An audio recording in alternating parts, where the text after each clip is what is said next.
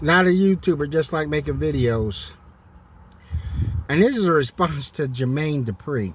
Now, Jermaine Dupri is getting smoke blown up his ass because people are saying that he exploited KrissKross. He manipulated and exploited them. And I agree. I agree with the crowd holding torches and pitchforks. Jermaine Dupri made a response to that, saying that how was he predatory, and so forth. Now, Jermaine Dupri, we know that he's been in music for a long time. He's been producing music since, I don't know, since he was like 11, 12 years old. He grew up in it.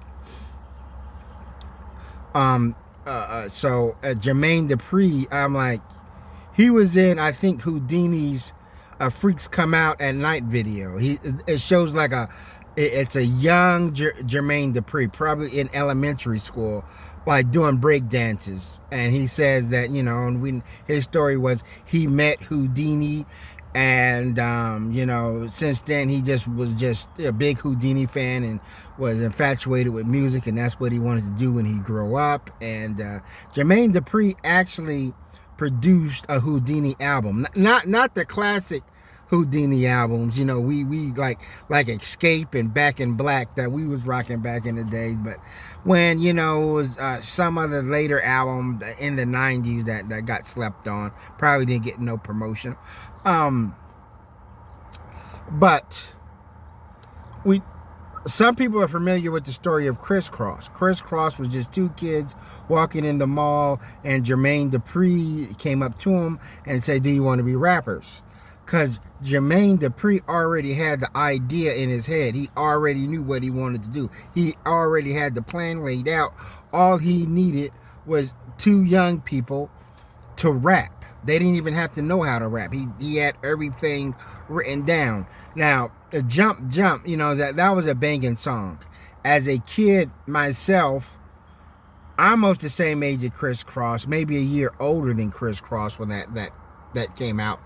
I liked the song, but I just wasn't interested in the rap group. I wasn't going to buy their album. That's, what I'm saying. You guys said I was knee deep in Public Enemy and X Clan, but I liked the song Jump Jump. And the story behind that song is that Jump Jump was a House of Pain song. Now, when House of Pain was shopping out their demo deals or whatever, that was their song. And then Jermaine Dupri heard it or whatever, and came out with that song before they did. That's why House of Pain also has a song Jump Jump, but they changed it to Jump Around.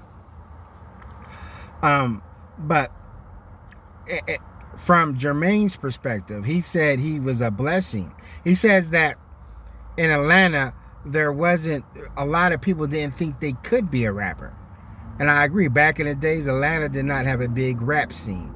Not before really Dungeon Family and Outkast and so forth.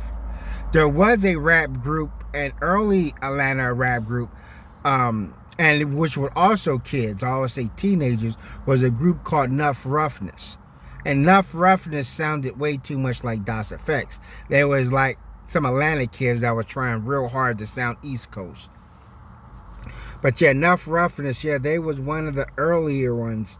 And you had a group, another hardcore gangster rap group that was actually pretty good, called Section 8 Mob.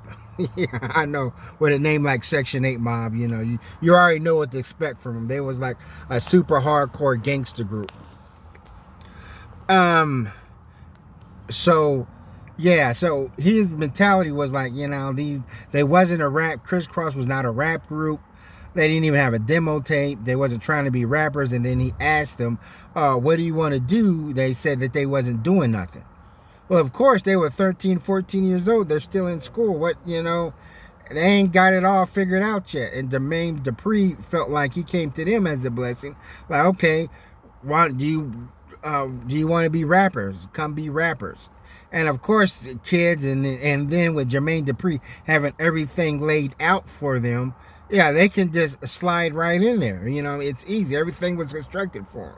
They wasn't trying to be rappers. And I understand that Jermaine Dupri probably have a hard time finding kids in Atlanta that actually wanted to rap and who's already politicking. But if he couldn't find kids that weren't rappers or whatever, he might have had go to New York.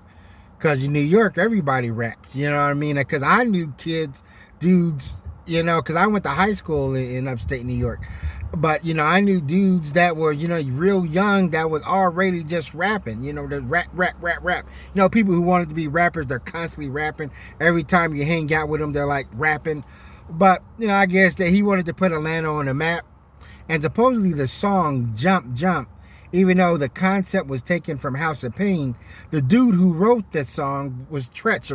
Tretch claimed that he wrote that song.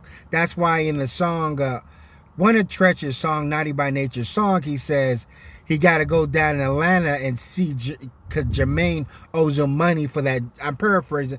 Jermaine owes him money for that jump shit.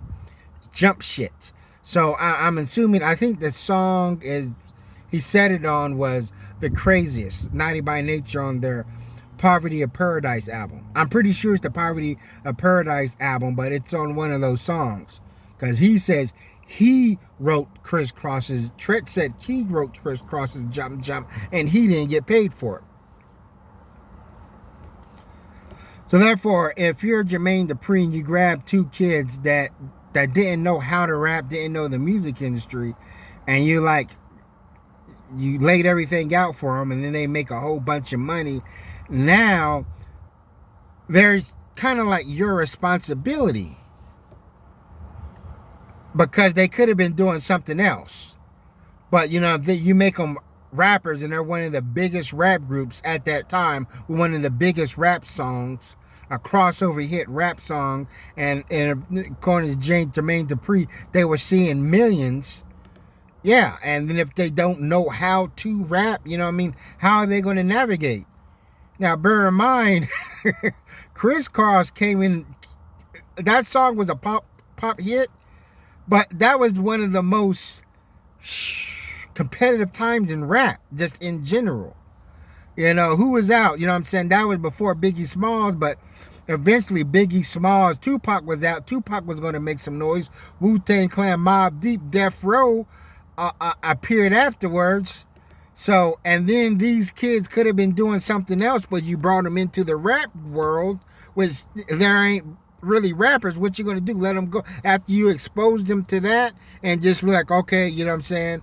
I understand they came out with another album, Shame, but by the time they came out with their second album, hip hop was very vicious, very competitive. And I felt that Jermaine, since he brought him in like that, he could have been like, okay, guys, we're going to create our own lane for ourselves. Maybe a Nickelodeon type lane for ourselves, because, you know, it's getting competitive out there. You know, and then you had child rappers, young rappers like Shaheem the Rugged Child. Whoo! That first album, Shaheem the Rugged Child.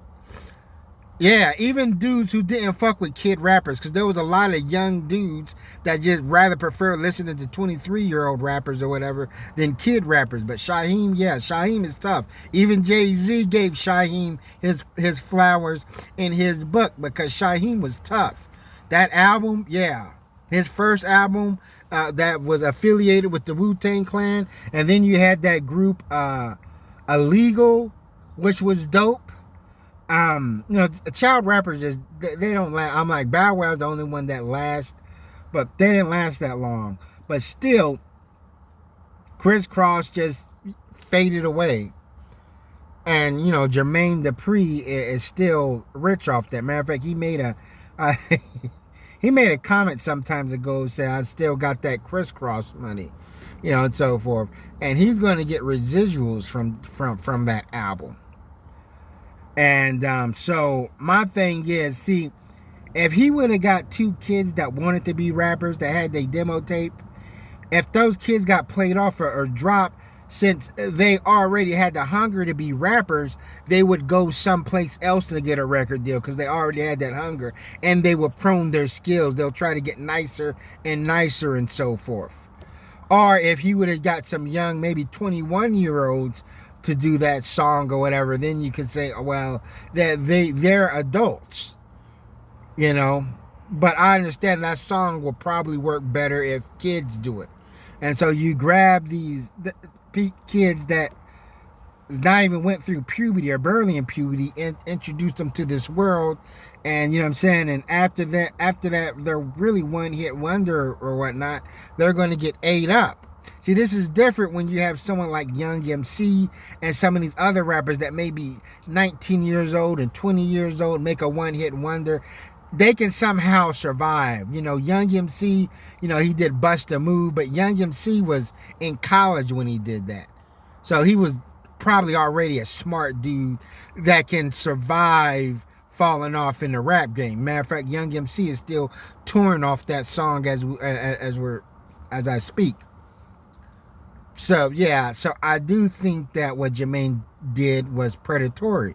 You know, he could have just found some youngins that wanted to be rappers that was already battling and doing rap songs in their talent show. You're trying to tell me he couldn't find any young people that wanted to rap from a high school talent show or someplace, middle school talent show, and at least they have the drive and they can, you know, build up on their skill and move forward.